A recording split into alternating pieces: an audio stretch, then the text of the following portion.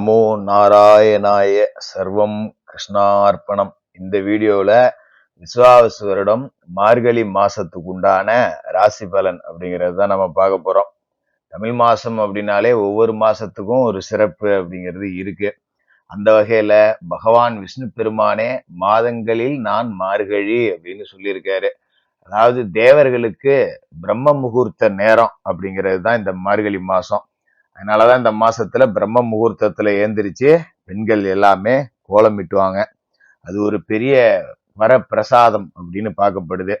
அப்படிப்பட்ட பெருமை மிக்க இந்த மார்கழி மாசம் இங்கிலீஷுக்கு 2026 டிசம்பர் 16ஆம் தேதி செவ்வாய்க்கிழமை, முருகப்பெருமானுக்கு உகந்த கிழமை.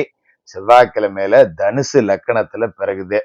இந்த மாசத்துக்கு உண்டான கிரக நிலைகள் அப்படின்னு பாத்தீங்கன்னா, சூரியன், கிரகங்களோட ராஜா சூரியன் தனுசு ராசியில குருவோட வீட்டுல இருக்கார். செவ்வாயும் அவரோட இருக்கார். 30ஆம் தேதி தான் இந்த மாசத்தோட கடைசியில மகர ராசிக்கு போய் செவ்வாய் உச்சமடைய போறார். புதன் விருச்சிக ராசியில இருக்காரு. 10ஆம் தேதி தனுசு ராசிக்கு போறாரு. 27ஆம் தேதி மகர ராசிக்கு போறாரு. அப்ப 10ஆம் தேதியில இருந்து 27ஆம் தேதி வரைக்கும் புத ஆதித்ய யோகம் இருக்கு. சுக்கிரன் விருச்சிகத்துல இருக்கார். 7ஆம் தேதி தனுசுக்கு போறார். அப்ப அந்த நேரத்துல நமக்கு பாத்தீங்கன்னா புத சுக்கிர யோகம் அப்படிங்கிற யோகமும் செயல்படுது. முக்கியமான ஒரு அமைப்புன்னு பாத்தீங்கன்னா, முழு சுப கிரகமான குரு பகவான் கடகராசியில இருக்கார். உச்சமடைஞ்சு அதிசாரத்துல போனார் இல்லையா. இப்ப 6ஆம் தேதி, மார்கழிக்கு 6ஆம் தேதி வக்கரத்துல பின்னோக்கி வந்து மிதுன ராசியில உட்கார போறார். குரு பகவானோட வக்கர பலன்கள்ங்கிறதையும் நம்ம சேர்த்து பார்க்கணும். சனி பகவான் மீனத்துல இருக்கார். ராகு விஷப்பாம்பு கும்பராசியில இருக்காரு. கேது விஷமற்ற பாம்பு சிம்மராசியில இருக்கு. இதுதான் இந்த மாசத்துக்குண்டான கிரக நிலைகள், ராசி மாற்றங்கள், வக்கர இயக்கங்கள்.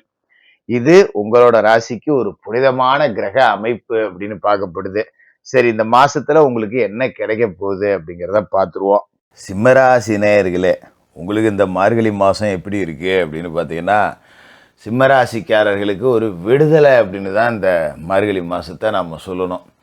ஏன்னா ஒரு மனிதனுக்கு கெடுதல் அப்படிங்கிறது வரலாம். ஏதோ ஒரு பக்கம் கெடுதல் வந்தால் ஒரு பக்கம் நல்லது அப்படிங்கிறது நடந்ததுன்னா ஏதோ சமாளித்து ஓடிடுவாங்க எல்லாரும். அதுவும் சிம்மராசி மாதிரி ஒரு தலைமை பண்பில் இருக்கணும் அப்படின்னு நினைக்கக்கூடிய ஆளுங்க, கூட்டத்தில் ஒருத்தனாக இருக்கக்கூடாது, கூட்டத்துக்கே தலைவனாக இருக்கணும் அப்படின்னு நினைக்கக்கூடிய ஆளுங்க, அப்படிப்பட்டவர்களுக்கு கஷ்டம் அப்படிங்கிறது வரும்போது இயல்பாக கடந்து போயிடுவாங்க, பெரிய விஷயம் இல்லை அப்படின்னு. ஆனால் அஷ்டமத்தில் சனி, ஜென்மத்தில் கேது, கலத்திரத்தில் ராகு, விரயத்தில் குரு, இத்தனை பேரும் ஒருத்தரை போட்டு அடித்தா, ஏதோ ஒரு மனுஷனை ஒருத்தனுக்கு ஒருத்தன் அடித்தான்னா ஏதோ இயலாதவன் வாங்கிட்டு வந்துடுவான். ஒரு பலசாலியே 2 பேர் சேர்ந்து அடித்தா எதை திருப்பி அடிப்பான், இல்லை தாங்கிக்கலாம். எப்பேற்பட்ட ஆளாக இருந்தாலும் 4-5 பேர் சேர்ந்து அடித்தா என்ன பண்ண முடியும் சொல்லுங்கள். அப்படி தான் சிம்ம ராசியோட பழப்பு அப்படிங்கிறது கடந்த காலகட்டங்களில் ஓடிக்கிட்டு இருக்கு. பேர் தான் சிம்மம். எவ்வளோ பெரிய ராசி நாங்கள் தெரியல, சிம்ம ராசிரா அப்படிங்கிறது. அந்த வரட்டு கௌரவம் அதுக்கெல்லாம் குறைச்சே இருக்காது. ஆனால் உள்ள பயங்கர கஷ்டத்தை அனுபவிச்சுட்டாங்க. வெள்ளையும் சொல்லையுமா வெளியே போகிறதுல குறைச்சலே கிடையாது. ஆனால் அந்த வெள்ளை சட்டையில் 10 ரூபா கூட காசு இல்லைங்கிறது உங்களுக்கு மட்டும்தான் தெரியும். ஏதோ வெளிமெப்புக்கு வாழ்க்கையை ஓட்டுறது அப்படிங்கிற மாதிரி ஓடுது. எப்படி சொல்லுவாங்க, இந்த படுத்தாலும் சிங்கம் தாண்டா அப்படிங்கிற மாதிரி படுத்துருச்சு சிங்கம். இப்போ எந்திரிக்கக்கூடிய நேரம் அப்படிங்கிறது தான் இந்த மார்கழி மாதம். நான் புகழ்ந்து உங்கள் சந்தோஷத்துக்காக சொல்ல. என்னென்னா, இந்த மார்கழி மாதத்தில் பெரும்பகுதி கிரகங்கள் உங்களோட ராசிக்கு 5ஆவது வீட்டில் இருக்க போகுது. அற்புதமான இடம். ராசிநாதன் சூரியனே பஞ்சமஸ்தானத்தில் தான் இருக்கார். அவரோட உங்களோட ராசிக்கு யோகாதிபதியான செவ்வாயும் இருக்கார். போன மாதத்தை விட இந்த மாதம் ரொம்ப சிறப்பாக இருக்கும். எல்லா செயல்பாட்டிலையும் வெற்றி கிடைக்கும். அதே நேரத்தில் ஜென்மத்தில் கேதுவும் 7ல் ராகுவும் இருக்கிறதால தொழிலில் குறுக்கீடுகள் எப்பவும் போல் இருக்கும். ஆனால் அதை அடித்து உடச்சி நீங்கள் சாதிக்கக்கூடிய ஒரு அமைப்பு அப்படிங்கிறத இந்த மாதம் உங்களுக்கு கொடுக்குது. அதுமாரி பொருளாதாரத்தில் இதுவரைக்கும் இறக்க நிலை அப்படிங்கிறத மட்டுமே சந்தித்த உங்களுக்கு ஏற்ற நிலை அப்படிங்கிறது வரப்போகுது. அதுக்கு முக்கியமான ஒரு காரணம் என்னென்னா, விரயத்தில் அதிசாரத்தில் வந்த குரு இப்போ மறுபடியும் வக்கரத்தில் லாபத்தை நோக்கி இந்த மாதம் 6ஆம் தேதி போகிறார். லாப குரு அப்படிங்கிறவர் இன்னும் கொஞ்ச நாளைக்கு தான் இருப்பாருங்கிறதால உங்களுக்கு அதீத லாபம் அப்படிங்கிறத கொடுப்பாரு. சகோதர ஒற்றுமை ரொம்ப நல்லாயிருக்கும். நமக்கு ஒரு பிரச்சனைனா அண்ணன் தம்பி இருக்காண்டா பார்த்துக்குவாண்டா அப்படிங்கிற ஒரு நம்பிக்கை. அதுமாரி பூர்வீக சொத்து இருக்கும் பார்த்தீங்களா, கடங்குடி ஆகிட்டோம். அஷ்டம சனி என்ன பண்ணுறது, ஏதோ நமக்கும் நேரம் சரியில்லை, கொஞ்சம் கீழே விழுந்து போயிட்டோம், நொடிச்சு போயிட்டோம். இந்த நேரத்தில் அண்ணன் தம்பியெல்லாம் கூப்பிட்டு பேசுவாங்க, ஏன்டா இவ்வளோ கஷ்டப்பட்டுட்டு இங்கே வாடா, நம்ம பூர்வீக சொத்தில் ஒரு ஏக்கரை விற்போண்டா, ஏதோ ஆளுக்கு பாதியாக எடுத்துக்கோங்க வா, இந்தா போய் உன் கடனை அடைச்சிட்டு நிம்மதியாக இரு, ஏன் நீ இப்படி இருக்கிறத பார்த்தா எங்களுக்கு பிடிக்கல, கஷ்டமாக இருக்குது அப்படின்னு சொல்லிட்டு அண்ணன் தம்பியே கூப்பிட்டு ஒரு சொத்தை விற்று ஒரு செட்டில்மெண்ட்டை கொடுப்பாங்க. போய் கடனை அடைச்சிட்டு ஏதாவது 10 ரூபா இதுக்கு மேலே ஒழுங்காக பொல்லடா அப்படிங்கிற மாதிரி. அப்போ கடங்க எண்ணியெல்லாம் அடைச்சிடலாம். அதான் கடன் பட்டார் நெஞ்சம்போல் கலங்கி நின்றான் இலங்கை வேந்தன் அப்படின்னு சொல்லுவாங்கல்ல.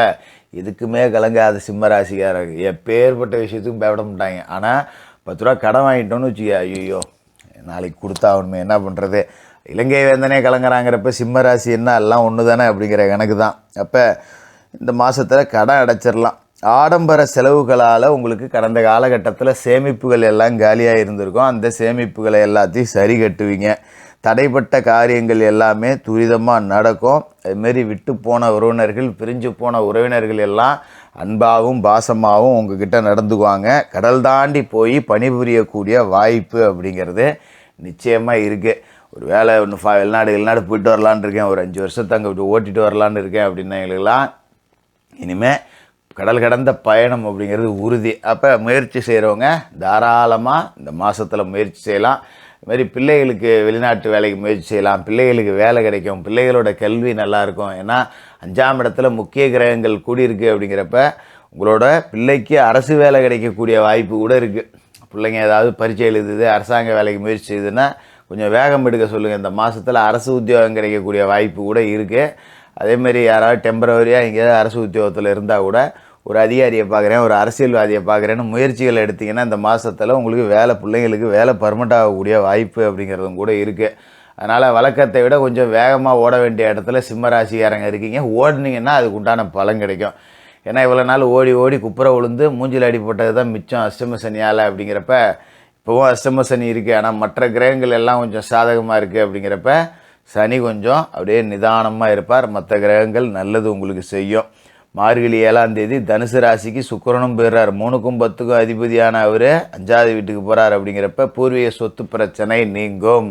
நான் ஏற்கனவே சொன்னது தான், அண்ணன் தம்பியே சொத்தை விற்று கொடுப்பாங்க. நம்ம பார்த்தீங்களா, இப்போ விற்க முடியாத இருந்த சொத்தை கூட விற்கலாம். ஒரு கேஸில் ஒன்று மாட்டிக்கிச்சு, பக்கத்துக்குள்ளே யாரை கேஸு போட்டான், ஒரு பங்காளி ஒருத்தன் கேஸு போட்டான், இப்படியெல்லாம் இருந்ததுன்னா அது எல்லாமே கேஸ் ஜெயிச்சு உங்கள் கைக்கு வந்துடும். சரிப்போ 30 வருஷமாக கேஸ் நடக்குது, தாத்தன் காலத்துலேருந்து அப்பங்காலத்துலேருந்து என் காலத்தில் தான் முடிஞ்சிருக்கு, சரிப்போ இதை இனிமேல் வச்சுக்க வேண்டாம், இதை சூறையை விட்டுருவோம், விற்றுவிட்டு வேறு எங்கேயா சொத்துக்கிட்ட வாங்கிக்குவோம் அப்படின்னு சொல்லிட்டு மாற்றுவீங்க. அதுமாரி செய்தொழிலில் நேர்மை இருக்குது. நிறைய புது ஆபரணங்கள் நகை நட்டு வாங்கி போடக்கூடிய யோகம் இருக்குது. அப்போ நீங்கள் சொத்து விற்க போகிறீங்கன்னு அர்த்தம். ஒரு பிரேஸ்லெட் வாங்கி போடலாம், சங்கிலி வாங்கி போடலாம், ஒரு கார் வாங்கலாம், பைக் வாங்கலாம். இப்படி ஒரு ஆடம்பர வாழ்க்கையை நோக்கி போகக்கூடிய அமைப்பு எல்லாமே கிடைக்குது. அப்பா கொஞ்ச நாள் நொடிச்சு போட்டான்னு அவனை எல்லோரும் இலக்காரமாக நினச்சிங்க, இன்றைக்கி பாரு எப்படி இருக்கான் அப்படின்னு எல்லோரும் உங்களை பெருமையாக பார்ப்பாங்க.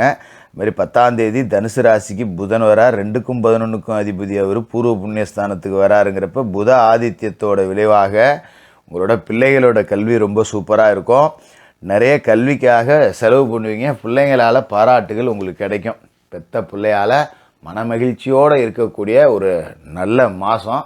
அஷ்டம சனியோட தாக்கம் குறைஞ்சி லாப வீட்டுக்கு வக்கரத்தில் போன குருவாலையும் 5ஆம் இடத்துல கூடிய கிரகங்களோட அமைப்பாலையும் அற்புதமான பலாபலன்கள் இந்த மாதத்தில் நிறைய இருக்குது. ரொம்ப நாளைக்கு பிறகு சிம்மத்துக்கு ஒரு விடுதலை கிடைச்சிருக்கு அப்படின்னு தான் சொல்லணும். சிம்மராசிக்காரர்களுக்கு வாழ்த்துக்கள்.